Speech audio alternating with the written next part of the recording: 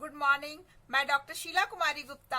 आज मैं इकोनॉमिक्स का एक महत्वपूर्ण टॉपिक आर्थिक वृद्धि अर्थात इकोनॉमिक ग्रोथ के बारे में आप लोगों को बतलाने जा रही हूँ। आर्थिक वृद्धि और आर्थिक विकास अर्थशास्त्र एक महत्वपूर्ण विषय है, लेकिन इन दोनों में थोड़ा सा अंतर है।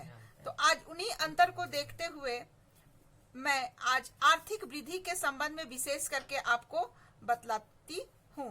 आर्थिक वृद्धि का अर्थ है ज्यादा उत्पादन, जबकि आर्थिक विकास का अर्थ है अधिक उत्पादन के साथ साथ तकनीकी एवं संस्थागत व्यवस्था जिसके द्वारा उसे उत्पादित एवं वितरित किया जाता है। तो यहाँ पर आर्थिक वृद्धि और आर्थिक विकास दोनों में ही ज्यादा उत्पादन है, लेकिन आर्थिक वृद्धि का संबंध केवल प्रति व्यक्ति आय के साथ होता है और आर्थिक विकास का संबंध प्रति व्यक्ति आय के साथ साथ अन्य विकास के साथ जुड़ा हुआ है। आर्थिक वृद्धि का संबंध अविकसित देशों के साथ होता है, जबकि आर्थिक विकास का संबंध विकसित देशों के साथ होता है। तो आज हम आर्थिक वृद्धि के संबंध में मुख्यतः देखेंगे। सबसे पहले विभिन्न अर्थशास्त्रियों ने आर्थिक वृद्धि की भिन्न भिन्न परिभाषाएं दी हैं। प्रोफेसर मिलर के अनुसार economic growth is a process whereby the real per capita income increases over a long period of time, अर्थात आर्थिक वृद्धि एक प्रक्रिया है जिससे समय की एक लंबी अवधि के ऊपर वास्तविक प्रति व्यक्ति आय में वृद्धि होती है। तथा दूसरे अर्थशास्त्रियों ने भी इसकी परिभाषाएं दी हैं, जिसमें प्रोफेसर मायर के अनुसार we shall define economic growth as a process whereby per capita real income of a country increases over a long period of time, अर्थात आर्थिक वृद्धि एक ऐसी प्रक्रिया है जिसके अंतर्गत किसी देश की प्रति व्यक्ति वास्तविक आय में दीर्घकालीन वृद्धि होती है। इन दोनों परिभाषाओं को देखने से यह स्पष्ट हो रहा है कि आर्थिक वृद्धि का संबंध प्रति व्यक्ति आय में वृद्धि से है। पुनः हम नेक्स्ट परिभाषा देखते हैं। प्रोफेसर शेल्वातोर के अनुसार economic growth has been defined as the process whereby a country's real per capita gross national product increases over a sustained period of time through containing increases in per capita productivity, अर्थात आर्थिक वृद्धि को एक ऐसी प्रक्रिया के रूप में परिभाषित किया जाता है जिसके अंतर्गत किसी देश का प्रति व्यक्ति सकल राष्ट्रीय उत्पाद एक दीर्घकालीन अवधि में लगातार बढ़ती प्रति व्यक्ति उत्पादकता के साथ वृद्धि पाया जाता है। अर्थात आर्थिक वृद्धि का संबंध जीडीपी में वृद्धि से है। प्रति व्यक्ति आय वृद्धि अर्थात जीडीपी में वृद्धि से है।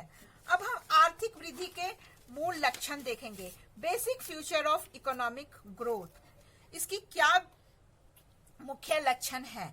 तो हम पाते हैं आर्थिक वृद्धि में मुख्यतः जो लक्षण पाए जाते हैं वह पहला है हमारा आर्थिक वृद्धि एक निरंतर प्रक्रिया है। निरंतर अर्थात लगातार चलने वाली प्रक्रिया है, जिसे हम इंग्लिश में कहते हैं economic growth is a regular process, अर्थात आर्थिक वृद्धि का संबंध वस्तुओं और सेवाओं की निरंतर वृद्धि से है। यह प्रक्रिया निरंतर एवं और दीर्घकालीन होनी चाहिए। अर्थात आर्थिक वृद्धि उसी प्रक्रिया को कहते हैं जिसमें हमारे वस्तुओं और सेवाओं में निरंतर वृद्धि होनी चाहिए, और यह वृद्धि दीर्घकालीन होनी चाहिए, अल्पकालीन नहीं होनी चाहिए, एक थोड़े अवधि के लिए नहीं होनी चाहिए, एक लंबी अवधि के लिए होनी चाहिए। दूसरी हम विशेषता इसमें पाते हैं वास्तविक प्रति व्यक्ति आय में वृद्धि, अर्थात increase in real national income. आर्थिक वृद्धि के लिए राष्ट्रीय आय और प्रति व्यक्ति आय में वृद्धि आवश्यक है, परंतु यदि जनसंख्या में वृद्धि की दर राष्ट्रीय आय में वृद्धि की दर की तुलना में अधिक है तो प्रति व्यक्ति आय कम होगी। प्रति व्यक्ति आय में वृद्धि तभी संभव है जब RY is greater than RP। यहाँ पर RY अर्थात राष्ट्रीय आय में वृद्धि की दर को दिखा रहा है और RP जो है जनसंख्या में वृद्धि को दर है। अगर हमारी जनसंख्या में वृद्धि ज्यादा होगी और राष्ट्रीय आय में वृद्धि कम होगी तो हमारा वास्तविक प्रति व्यक्ति आय में वृद्धि कम हो जाएगी। इसलिए हमारी वास्तविक प्रति व्यक्ति आय में वृद्धि के लिए आवश्यक है कि राष्ट्रीय आय में वृद्धि की दर अधिक होनी चाहिए जनसंख्या में वृद्धि की दर से, अर्थात RY is greater than RP। आर्थिक वृद्धि तभी संभव होती है जब वास्तविक प्रति आय में क्या होगी, वृद्धि होती है। थर्ड हम विशेषता इसमें पाते हैं, वृद्धि एक दीर्घकालीन प्रक्रिया है। दीर्घकालीन अर्थात economic growth relates to a long period of time. इसका संबंध दीर्घकाल से होता है, अल्पकाल से नहीं होता है। आर्थिक वृद्धि के लिए वास्तविक राष्ट्रीय आय में वृद्धि होनी आवश्यक है। यह वृद्धि दीर्घकाल होना चाहिए, अल्पकाल नहीं होना चाहिए। आर्थिक वृद्धि के लिए अथवा वास्तविक राष्ट्रीय आय में निरंतर वृद्धि के लिए यह अवधि 25 वर्ष पर्याप्त मानी जाती है। अगर 25 वर्ष से कम होती है तो हम इसे आर्थिक वृद्धि में सम्मिलित नहीं कर सकते हैं। वास्तव में दीर्घकाल में वास्तविक राष्ट्रीय आय या उत्पादन की दर में हुई वृद्धि समय की विभिन्न इकाइयों में उत्पादन में हुई वृद्धि या कमी का औसत होता है। Average of increase and decrease of output होता है। अब इसके बाद हम ये जो आर्थिक वृद्धि का है इसे हम एक रेखा चित्र के द्वारा भी दिखला सकते हैं। यहाँ पर देखिए y एक्सिस पर हमने लिया है आर्थिक वृद्धि दर को लिया है, ग्रोथ रेट को दर्शाया गया है। एक्स एक्सिस पर हम टाइम पीरियड को दिखाए हैं और ये CG हमारे देखिए इस क्षेत्र में FG, ये जो FG लाइन है जो हमारा व्यापार चक्र को दिखलाता है। व्यापार चक्र के 4 अवस्थाएं होते हैं, तो इन चारों अवस्थाओं को दिखाया गया है। एक बार बढ़ रहा है, फिर एक बार घट रहा है, फिर एक बार मंदी की ओर चला गया है, पुनः यह उठ रहा है। तो ये व्यापार चक्र की 4 अवस्थाओं को इसमें दर्शाया गया है जो FG के माध्यम से दिखाया गया है।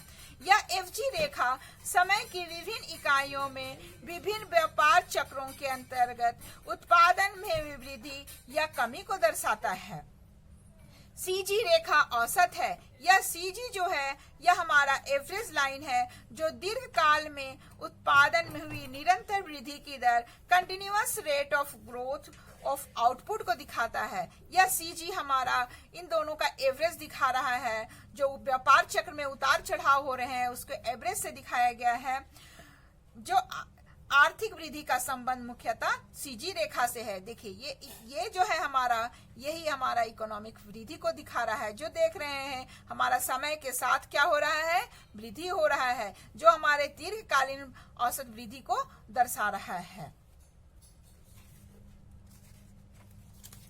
आर्थिक वृद्धि का मापन हम देखेंगे। Measurement of economic growth. सकल घरेलू उत्पाद अर्थात GDP, ग्रोस डोमेस्टिक प्रोडक्ट के स्तर को हम आर्थिक वृद्धि के मापन के रूप में लिया जाता है। अर्थात आर्थिक वृद्धि का मापन किससे किया जाता है, GDP के माध्यम से ही किया जाता है। महबूब उल हक ने आर्थिक विकास को गरीबी के विरुद्ध लड़ाई के रूप में परिभाषित किया। वहीं दूसरी ओर अमर्त्य सेन ने आर्थिक विकास को अधिकारिता एवं क्षमता के विस्तार के रूप में परिभाषित किया है। तो आर्थिक वृद्धि और आर्थिक विकास दोनों ही आपस में मिलते जुलते विषय हैं।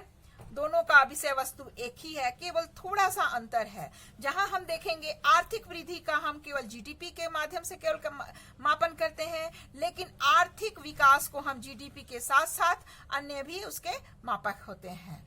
तो यहाँ पर आप याद रखिएगा कि आर्थिक विकास को महबूब उल हक ने गरीबी के विरुद्ध लड़ाई के रूप में परिभाषित किया है, जबकि अमर्त्य सेन ने आर्थिक विकास को अधिकारिता एवं क्षमता के विस्तार के रूप में परिभाषित किया है। Thank you for watching my video. Please like and subscribe.